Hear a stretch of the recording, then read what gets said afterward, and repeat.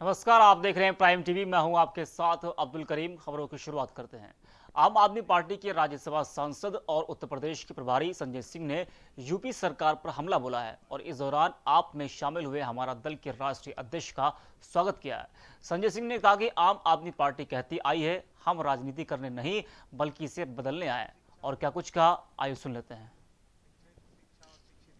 आज स्वदेश कुमार कोरी जी जो हमारा दल के राष्ट्रीय अध्यक्ष हैं, उन्होंने अपनी पार्टी का विलय करने की घोषणा की आम आदमी पार्टी में।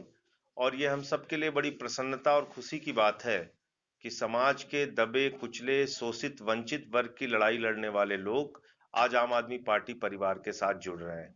पिछले दिनों हमारा कारवां लगातार बहुत तेजी के साथ बढ़ा है।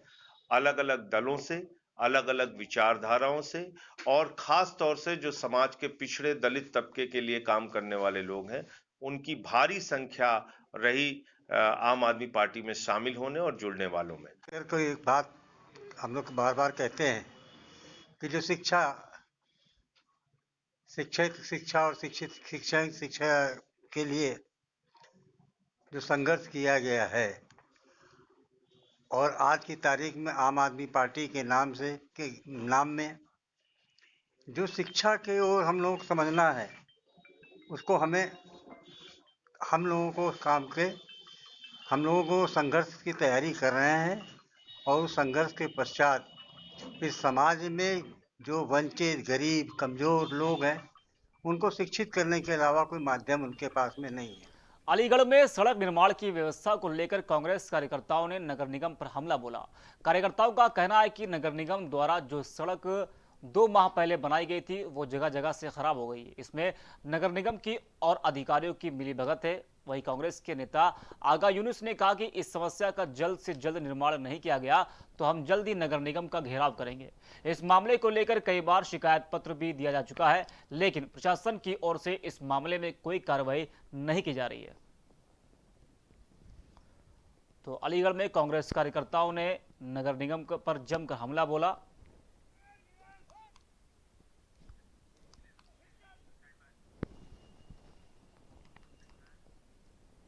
राजनीतिक गलियारों में चल रहे शोर शराबे के बीच समाजवादी पार्टी ने अपने कुनबे को बढ़ाने के लिए अब समाजवादी युवजन सभा का गठन कर दिया है। साथ ही अन्य 3 युवा दलों को मजबूत बनाने के लिए जिला अध्यक्ष भी नियुक्त कर दिए गए हैं, जिससे 2021 में युवाओं के सहारे समाजवादी जीत की दहलीज पर जा पहुंचे। अलीगढ़ में 4 युवा दलों के जिला अध्यक्ष नियुक्त किए गए हैं, जिसकी सूचना पर छात्र सभा के कार्यालय पर पहुंचकर लोगों के द्वारा छात्र सभा के जिला अध्यक्ष का फूल मालाओं के साथ स्वागत और सम्मान समारोह आयोजित किया गया।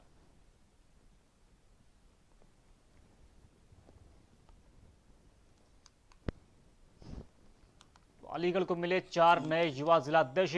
इस तरह से 2022 का चुनाव करीब आता जा रहा है और उसको लेकर समाजवादी पार्टी भी अपनी तैयारियां जोर शोर से कर रही है।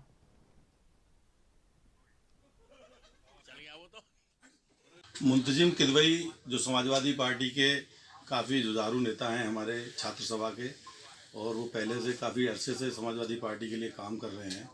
और माननीय राष्ट्रीय अध्यक्ष जी ने जो उनको जिम्मेदारी दी है वो बहुत ही सराहनीय है। और हमें ऐसी उम्मीद है, पूरे अलीगढ़ में हमने उनको देखा है कि एक सही समय पे सही इंसान को जो पद दिया है वो वाकई ही मुंतजिम किदवई के अंदर क्वालिटी है। वो मैंने उनको खुद देखा है कि वो जगह जगह छात्रों की आवाज़ को उठाते हैं। जो स्कूलों के अंदर परेशानियां हैं गरीब बच्चों के एडमिशन को लेकर के, चाहे महंगी फीस को लेकर के, वो हमेशा छात्रों के बीच में रहते हैं। और सही राष्ट्रीय अध्यक्ष जी का फैसला है, हम सब उसको सराहनीय करते हैं। बहुत सराहनीय बात है मुंतजिम किदवई के लिए और जो बहुत बड़ी जिम्मेदारी है। और मुझे ऐसी उम्मीद है कि वो आगे चल के बहुत इसको जिम्मेदारी के साथ निभाएंगे। देखिए, माननीय राष्ट्रीय अध्यक्ष अखिलेश यादव जी के आशीर्वाद से, हमारे प्रदेश अध्यक्ष नरेशोत्तम पटेल जी के कृपा से और उनके आदेश से, माननीय गिरीश यादव जी के आदेश से मुझे समाजवादी पार्टी छात्र सभा का जिला अध्यक्ष नियुक्त किया गया है। किस तरीके भार दिया गया आपको? किस तरीके मुझे छात्रों की आवाज़ उठानी है, मुझे छात्रों की समस्या उठानी है। जो पूरे प्रदेश में बेरोजगारी चल रही है और अशिक्षित का एक दौर चल रहा है मौजूदा भाजपा की सरकार द्वारा, क्योंकि शिक्षा पे जोर ना दे करके लोगों को बहकावा जा रहा है और उनको शिक्षा से दूर किया जा रहा है। तो माननीय अखिलेश यादव राष्ट्रीय अध्यक्ष जी के निर्देश अनुसार मैं समाजवादी पार्टी का जिला अध्यक्ष मुंतजिम किदवई इस अपने जो मुझे सौभाग्य प्राप्त हुआ, जो मुझे जिम्मेदारी दी गई है, मैं पूरी जिम्मेदारी के साथ निभाऊंगा और अलीगढ़ जनपद में शैक्षिक वातावरण बनाऊंगा और शिक्षक और छात्र दोनों के बीच की दूरियों को कम करके, शिक्षक और छात्रों के बीच की दोनों दूरियों को कम करके एक शैक्षिक वातावरण अलीगढ़ जनपद में बनाऊंगा। उतराव थाना क्षेत्र के सरदार वल्लभ भाई पटेल इंटर कॉलेज में अभिनंदन समारोह आयोजित किया गया है। इस कार्यक्रम में महान विभूतियों को सम्मानित किया गया और हजारों गरीबों को कंबल वितरण किया गया। इस मौके पर मुख्य अतिथि प्रयागराज उच्च न्यायालय के जरिए जीव शिव कुमार पाल ने कहा कि गरीबों की सेवा करना सबसे अच्छा काम है। उन्होंने कहा कि मानव होने के नाते दूसरों की मदद करना जरूरी है। इसी प्रकार कार्यक्रम में जुटे ट्रस्ट के चेयरमैन प्रमोद सिंह पटेल ने सभी लोगों का आभार व्यक्त किया और विद्यालय के प्रबंधक ममता सिंह पटेल ने आए गणमान्य लोगों को स्मृति चिन्ह देकर सम्मानित किया। कार्यक्रम में किसानों को भी मुख्य अतिथि के द्वारा जहां सम्मानित किया गया है। सेवा का भाव आज ग्रामीण क्षेत्रों से लोगों को बुलाया है और इस ठंडक के मौसम में ये कंबल और ये आदि साल देकर कभी इसमें कृषि क्षेत्र से जुड़े हुए किसानों को, अधिवक्ताओं को और कुछ और नागरिकों को उन्होंने सम्मानित करने का प्रयास किया है। ये बहुत अच्छा कार्य है। ऐसे नेक कार्य समाज में चलने चाहिए। तो कोई राजनीतिक उद्देश्य की ऐसे नहीं, कोई राजनीतिक उद्देश्य नहीं है इसका। वाराणसी में जिला मुख्यालय के गेट पर कांग्रेस अल्पसंख्यक विभाग के प्रतिनिधिमंडल ने डीएम से मिलकर एक ज्ञापन सौंपा। सौंपे गए ज्ञापन के जरिए लोगों ने मांग की कि रैली निकालकर मस्जिद में तोड़फोड़ की गई और रैली में आपत्तिजनक नारे भी लगाए गए। आरोप लग रहा है कि इस पूरे मामले में स्थानीय प्रशासन ने कोई एक्शन नहीं लिया। इसलिए लोगों ने मांग की है कि प्रशासन द्वारा क्षतिग्रस्त मस्जिद को बनाया जाए और आरोपियों के खिलाफ केस दर्ज करते हुए कठोर कार्रवाई की जाए।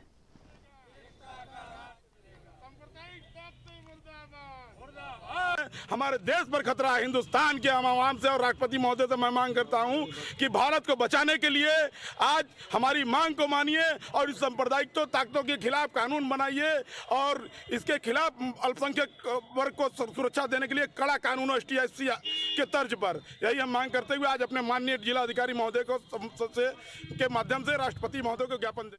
प्रतापगढ़ के लालगंज थाना क्षेत्र के महाविद्यालय में सभी छात्र छात्राओं की कोरोना टेस्टिंग कराई गई। इस दौरान सभी छात्र छात्राओं की तत्कालीन रिपोर्ट नेगेटिव पाई गई।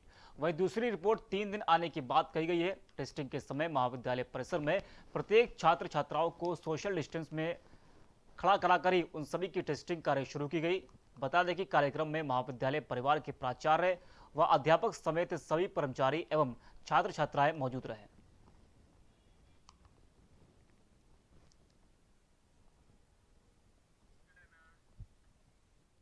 मामला ये है सर कि हम लोगों का डेली टारगेट दिया जाता है 50 का, जिसमें से जो पॉजिटिव निकलते हैं वहाँ भेजा जाता है। वहाँ जब नहीं मिलते तो विद्यालय में कराया जाता है।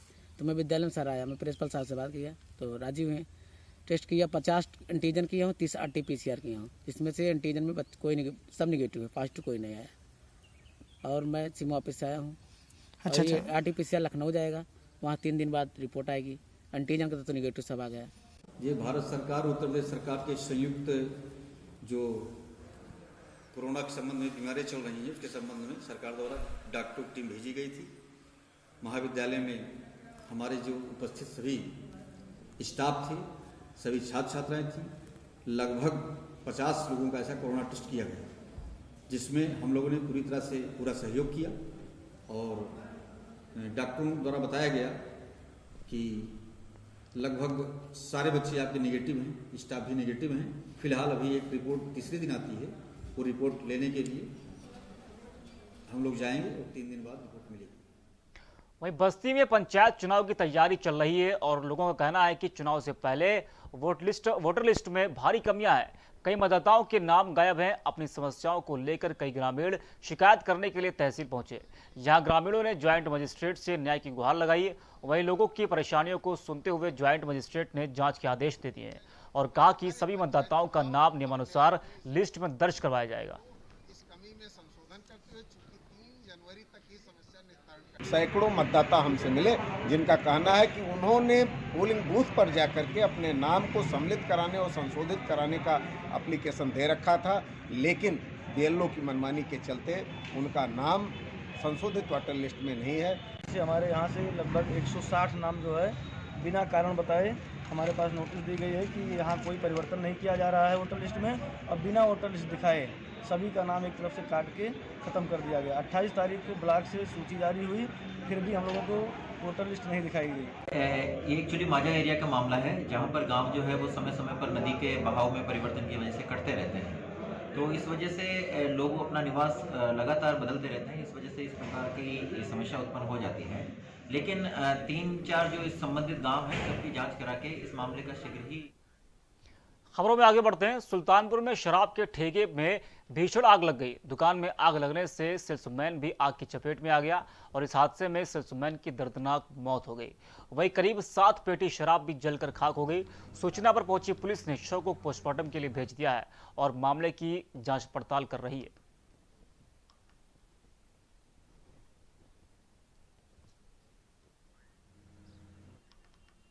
देसी शराब ठेका दिल्ली बाजार में सेल्समैन अखिलेश पांडे, जो अंदर अपने दुकान के अंदर सोया था, शॉर्ट सर्किट और किन्हीं कारणों से आग लग गई थी, जिसमें उसकी मृत्यु हो गई है। दुकानदार के बगल के जो पड़ोसी हैं उनके द्वारा सूचना दी गई है कि इस देसी शराब की दुकान में आग लग गई है। उस पर उसका शटर तोड़ करके देखा गया तो सेल्समैन वहाँ पर मृत पाया गया। उसका पंचायतनामा भर के आवश्यक कार्रवाई हेतु जिला।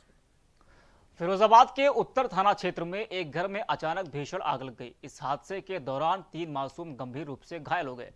स्थानीय लोगों ने मामले की जानकारी पुलिस को दी, जिसके बाद सूचना पर पहुंची पुलिस ने सभी घायल मासूमों को इलाज के लिए अस्पताल में भर्ती कराया है, जहां डॉक्टरों ने घायलों की हालत गंभीर देखते हुए उन्हें ट्रॉमा सेंटर के लिए रेफर कर दिया है। वहीं एक बच्चे की हालत बेहद नाजुक बनी हुई है।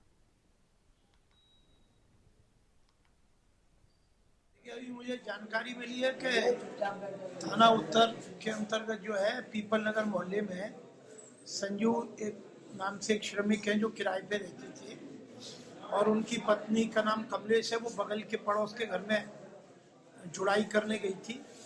तो ये 3 उनके छोटे छोटे बच्चे, एक 3 साल का है, एक 4-5 साल का है, एक बच्ची है। यश नाम एक बच्चे का, विकास नाम है, और एक भावना बिटिया का नाम है। तो ये वहाँ पर सो रहे थे तो कोई किस तरह से आग लगी है। बच्चे काफ़ी आपने देखा जल गए हैं। हमने यहाँ जिलाधिकारी महोदय की भी सूचना में डाल दिया है। घर में मैं होकर आ रहा हूँ, सब कुछ बर्बाद हो गया है। और यहाँ CMS साहब से मैंने स्पष्ट रूप से कहा है कि इन बच्चों को आगरा ना भेजा जाए, क्योंकि बच्चे इस कंडीशन में हैं कि यहाँ भी इनके साथ अगर अच्छे से मेडिकल केयर करी जाएगी तो बच्चों का निश्चित रूप से उपचार ठीक से हो सकेगा। उत्तर क्षेत्र में पीपल नगर मोहल्ला है। इसमें एक माँ अपने किराए के मकान में कमरा बंद करके अपने 3 बच्चों को सुला के एक मोमबत्ती जला के बगल में ही कहीं चूड़ी का काम करने चली गई थी। एक्सीडेंटली वो मोमबत्ती गिर गई, जिससे उस कमरे में आग लग गई। और क्योंकि कमरा बाहर से बंद था, इसलिए एक बच्चा उसमें थोड़ा गंभीर रूप से झुलस गया है। बाकी 2 बच्चों को भी मामूली जले के निशान हैं और उनका इलाज यहाँ चल रहा है चिकित्सालय में।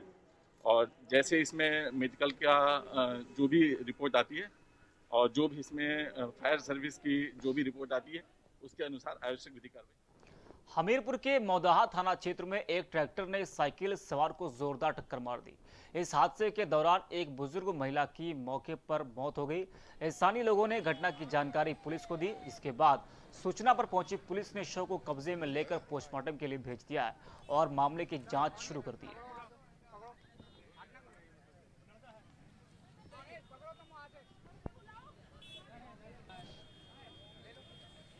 हमीरपुर के जलालपुर इलाके में पुलिस ने लूट का खुलासा किया है। लूट का खुलासा करते हुए पुलिस ने लाखों रुपए के साथ 7 लुटेरों को गिरफ्तार करते हुए सफलता हासिल की है। पकड़े गए शातिरों के पास से अवैध तमंचा और कारतूस भी बरामद हुआ है।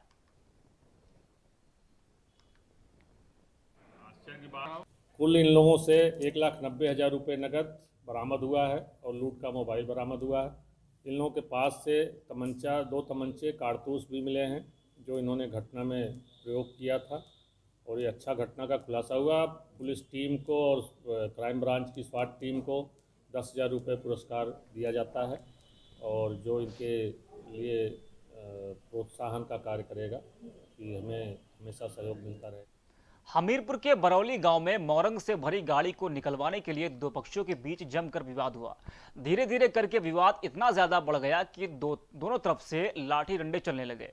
मारपीट में दोनों पक्षों के कई लोग गंभीर रूप से घायल हो गए और घायलों को इलाज के लिए जिला अस्पताल में भर्ती करा दिया गया है। लोगों का कहना है कि पुलिस के संरक्षण में इलाके में तेजी से अवैध खनन का काम चल रहा है। हमारे खेत में हमने उसको मना किया, उनने हमें मारा। किसने मारा? कब की घटना है? अभी 9 बजे के लगभग। कौन लोग निकाल रहे थे बालू की ट्रैक्टर? देवेंद्र, मंगल, धर्मेंद्र, गोकल, वे चारों लोग थे। वे बंदूक लेके आई थी मारने के लिए हमें। गोकल, धन्नू। अच्छा, मारपीट की है? हाँ, मारपीट की है, कपड़े फटेंगे। औरैया के शहर कोतवाली इलाके में नेशनल हाईवे पर सड़क हादसा हो गया। हाईवे पर हुए हादसे में 4 लोग गंभीर रूप से घायल हो गए। सूचना मिलने के बाद मौके पर पहुंची पुलिस ने राहगीरों की मदद से लोगों को इलाज के लिए अस्पताल में भर्ती कराया। यहां पर डॉक्टरों ने घायलों को मृत घोषित कर दिया। इसके बाद एसपी ने मृतक के परिवार वालों को भी घटना की जानकारी दी।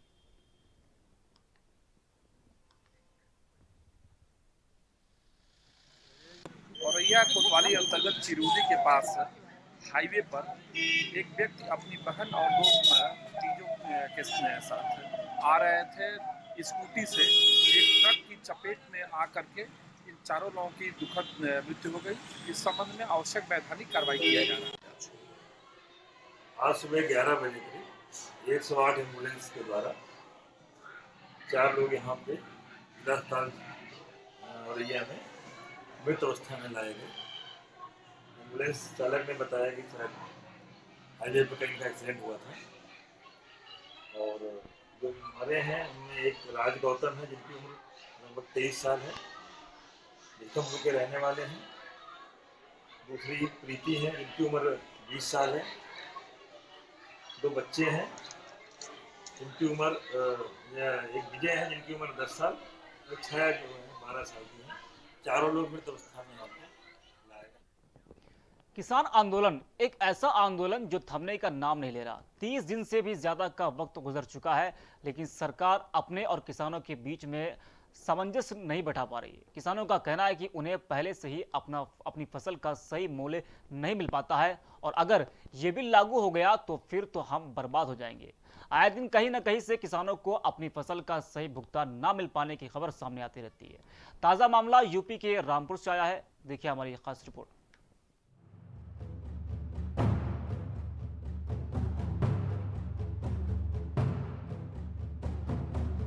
कृषि बिल 2020 ये बिल नहीं शायद आफत बनता चला जा रहा है, क्योंकि कई दिन बीत जाने के बाद भी आज किसान सड़क पर है। आखिर क्या वजह है जो सरकार किसानों को मना नहीं पा रही है?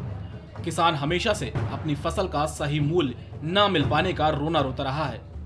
हमारे रामपुर के संवाददाता ने वहां के किसानों से जब बात की तो उनका भी कुछ यही कहना था कि उनको उनकी फसल का तय मूल्य नहीं मिल पाता है। हमारे संवाददाता ने जब गन्ने की खेती करने वाले हनीफ से बात की तो उनका यही कहना था कि किसान बहुत परेशान है, किसान को समय से गन्ने का भुगतान नहीं मिलता है। उनका कहना है कि आज हम दूसरी खेती करने के बारे में सोचते हैं ताकि हमें किसी तरह से फायदा हो सके। किसान बहुत परेशान है, किसानों को गन्ने का भुगतान नहीं मिलता समय से। अगर आज हम गन्ना फैक्ट्री को देंगे तो गन्ने का पेमेंट सालों के बाद मिलेगा, ज़रूरत हमें आज है। दूसरा, गेहूं का रेट होगा 1800 रुपये और किसान को मिलता है 1100 रुपये। धान का रेट होगा 1800 रुपये, किसान को मिलता है 1000। तो जो फसल के दाम हैं वो किसान को नहीं मिल रहे हैं, इसलिए किसान ने सोचा, किसान ज़्यादातर सोच रहे हैं कि हो सकता है शायद इसमें हमें फ़ायदा हो जाए, बगिया लगा लें, सेब की बगिया लगा लें, आलू बुखारे की बगिया लगा लें। आपने सुना होगा, हमने भी सुना है कि साहब शिमला के सेब खाए हैं, कश्मीर के सेब खाए हैं। अब हमारे किसानों ने सोचा है कि यहाँ सेब की खेती करके देखा जाए, हो सकता है कि इससे कुछ लाभ हो जाए। तो किसान जो है तरह तरह के पैंतरे आजमा रहा है अपनी आमदनी बढ़ाने के लिए, लेकिन बहुत मेहनत के बाद भी किसान वहीं का वहीं है, कर्जदार बना हुआ है। मौजूदा स्थिति में जो सरकार 3 अध्यादेश लेकर आई है, इससे और ज़्यादा किसान परेशान हो गया है, बर्बाद हो जाएगा किसान, कृषि नहीं कर पाएगा, कृषि ठेके में चली जाएगी। जो कंपनी से कॉन्टैक्ट होगा वो कंपनी अपने हिसाब से कृषि हमें करवाएगी। हम लगाना चाहेंगे मेहनता, हम मेहनते के खेत में खड़े हैं और वो कहने साहब गेहूँ लगाओ, हम गेहूँ लगाना चाहेंगे, वो कहने साहब मेहनता लगाओ। मतलब कंपनी जो चाहेगी हमें वो बोना पड़ेगा, और फिर वो कितना हमसे खरीदती है कितना नहीं खरीदती है ये भी कंपनी के ऊपर निर्भर रहेगा। इसलिए हम केंद्र सरकार से मांग करते हैं कि कृषि कानून जो आपने बनाए हैं वो किसानों के बगैर मशवरे के बनाएं, आप उन्हें वापस लें और MSP पे कानून बनाएं। ये बहुत ज़रूरी है, नहीं तो देश का किसान बर्बाद हो जाएगा। आप देख रहे हैं चारों तरफ बगिया लगी हुई है, अमरूद की बगिया है, आमों की बगिया है, आपका जो है आंवले का बाग लगा है, केले का बाग लगा है, आप मेहनती के खेत में खड़े हैं, लहसुन का खेत है, गेहूं है। मतलब एक किसान इतनी चीजें लगाकर भी खुशहाल नहीं है। आप अंदाजा लगाइए कितना परेशान है किसान। कर्ज में दबकर आत्महत्या कर रहा है, जिसके बाद 10-20 एकड़ है वो भी परेशान है, जिसके बाद 2-4 बीघे है वो तो किसान है ही नहीं आज की तारीख में, क्योंकि पूरा वक्त उसको खराब नहीं कर सकता, एक भैंस का चारा उसमें नहीं हो सकता। वहीं जब संतोष नाम के किसान से बात की गई तो उनका ये कहना है कि सरकार ने बिल के बारे में जो चीजें हैं वो स्पष्ट नहीं की है। उन्होंने साफ तौर पर कहा कि सरकार को ये बिल वापस लेना चाहिए। दिक्कत ये है कि जो आजकल नियम निकाला सरकार ने, जो हम MSP का है और जो कॉन्ट्रैक्ट फार्मिंग का है, तो ये किसानों को तो समझ में आ नहीं रहा है और ना ये समझा पा रहे हैं। जो आज हमारे बॉर्डर पे, दिल्ली बॉर्डर पे भीड़ लगी हुई है, इस भीड़ पे हमें जाने भी नहीं दिया जा रहा है। हमको एक एक लोगों को टारगेट किया जा रहा है कि आप लोग ना जाएं। अगर ये हमें छूट दे तो पूरा दिल्ली के आसपास कम से कम 20 किलोमीटर भर जाएंगे, चारों तरफ 20 किलोमीटर तक किसान हो जाएंगे, क्योंकि किसान इतना परेशान है। जो इन्होंने कॉन्ट्रैक्ट फार्मिंग का बताया है, ये कॉन्ट्रैक्ट फार्मिंग से हमें बहुत फ़ायदा होगा, लेकिन मैं समझता हूँ कि कोई फ़ायदा नहीं होगा, क्योंकि हम लोग पार्सलें भी लगा के देख चुके हैं। हमारे यहाँ शिटकुल में एक कंपनी है ग्राफिटी के नाम से, जब भी पार्सलें लगाती है कॉन्ट्रैक्ट पे और जब पार्सलें तैयार हो जाता है तब वो लेती नहीं, क्योंकि उसके पास ऑर्डर नहीं होता है, और जब ऑर्डर होता है तो वो छोटे छोटे पार्सलें काट ले जाता है, जिससे किसान को घाटा हो जाता है। तो ये कॉन्ट्रैक्ट फार्मिंग में हमेशा यही दिक्कत होगी। कॉन्ट्रैक्ट तो वो करेंगे, लेकिन वो अपने मुनाफे के हिसाब से चलेंगे, ना कि किसान के हिसाब से। और जो ये कानून बनाया गया है कि आप SDM के पास जाइए, SDM की सुनता कौन है? SDM को तो एक विधायक कह देगा कि भैया ये नहीं होना, तो वो बैठा देगा, फाइल बैठा देगा एक जगह, और उस फाइल को ढूंढने में ये किसान कैसे पहुंचेगा विधायक के पास या SDM के पास? उसको एक तहसीलदार से बात करना नहीं आता, डर के मारे उसके कमरे में नहीं जाता, वो SDM के पास कैसे चला जाएगा? वैसे अनपढ़ आदमी अगर किसान SDM के पास जाता है, जैसे ही वो खदेड़ता है क्या बात है, तो उसकी तो सिट्टी पिट्टी गुम हो जाती है। वो अपनी बात रखेगा कैसे? या तो उसको किसी को ले जाना पड़ेगा, और ऐसा टाइम किसी के पास नहीं है, कोई हर आदमी के पीछे हर आदमी भागता रहे। तो इसलिए ये जो नियम निकाला, जो कानून निकाला, इनको वापस ले और किसानों के साथ मिल बैठकर इनकी सलाह मशवरा करे, जिससे किसानों को फायदा हो, अपने सरकार को भी फायदा हो। अब ये आप अलग तरह की जो किसानी हो रही है सेब की, ये क्या वजह है? ये वजह इसलिए है कि जब गेहूँ लगाते हैं वो MSP पे मिलता नहीं है, गन्ना लगाते उसका भुगतान नहीं हो पाता, धान लगाते उसका भी MSP हिसाब से नहीं होता है। सरकार ये कह रही है कि हम MSP पे खरीद रहे हैं। MSP पे कहाँ से खरीद रहे हैं? 6% खरीदते हैं और उससे भी कहते हैं हमारा गोदाम भर गया। और 6% में गोदाम भर जाता है तो फिर जो 100% 94% रहेगा वो कैसे होगा? कहाँ बिकेंगे हम? वो तो फिर होने पर नहीं बिक जाएगा। कौन कौन सी नई खेती करी? अभी जो हमारे यहाँ खेती चल रही है, हम लोगों ने ये कोशिश करना शुरू किया कि आलू बुखारा हो, सेब हो, केला हो, नाशपाती हो, तो फिर ये मेंथा का है, लहसुन है, ये सब कर रहे हैं, जो जिसमें कि हमारी कोई इंटरेस्ट नहीं थी, लेकिन मजबूरन करना पड़ रहा है कि हो सकता है कि इससे हमारी खाना पीना चल जाए। ये दिक्कत है हमारे पास। वहीं कुछ किसान ऐसे भी मिले जिन्होंने अपनी खेती बदलने की बात कही। उनका कहना है कि हम खेती में अब एक्सपेरिमेंट करते हैं ताकि किसी तरह हमें खेती से फायदा हो सके। तो यहाँ खेती जो हो रही है किस किस चीज़ की हो रही है? यहाँ खेती अभी ये जो पेड़ आप देख रहे हैं ये आड़ू बुखारा का पेड़ है, और इधर ये सेब का पेड़ लगा हुआ है, और हम लोग जो है धान, गन्ना, लाही, मसूर और गेहूं की खेती करते थे। उसमें हम लोगों को जो है काफ़ी नुकसान हो रहा है, सही मूल्य नहीं मिल रहा है, जिसकी वजह से हम ये नई खेती को हम निजात करने की कोशिश कर रहे हैं। अभी ये हमारे इधर केले का पेड़ लगा है, आम का लगा है, आंवले का है, तो तमाम किस्म की हम लोग जो है एक्सपेरिमेंट कर रहे हैं ताकि हमें कुछ आमदनी हो, अच्छी आमदनी हो। तो वजह क्या है ये नया एक्सपेरिमेंट करने की? ये इसलिए हम कर रहे हैं कि हमें जो बाज़ार में हमारी जो धान गेहूँ सही मूल्य नहीं मिल रहा है। ये बीच के बिचौले लोग जो है सस्ते दामों में ले लेते हैं।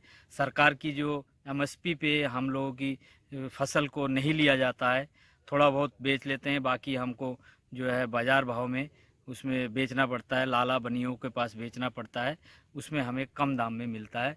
और इसलिए हम एक्सपेरिमेंट कर रहे हैं ताकि हमें सही आमदनी मिल जाए।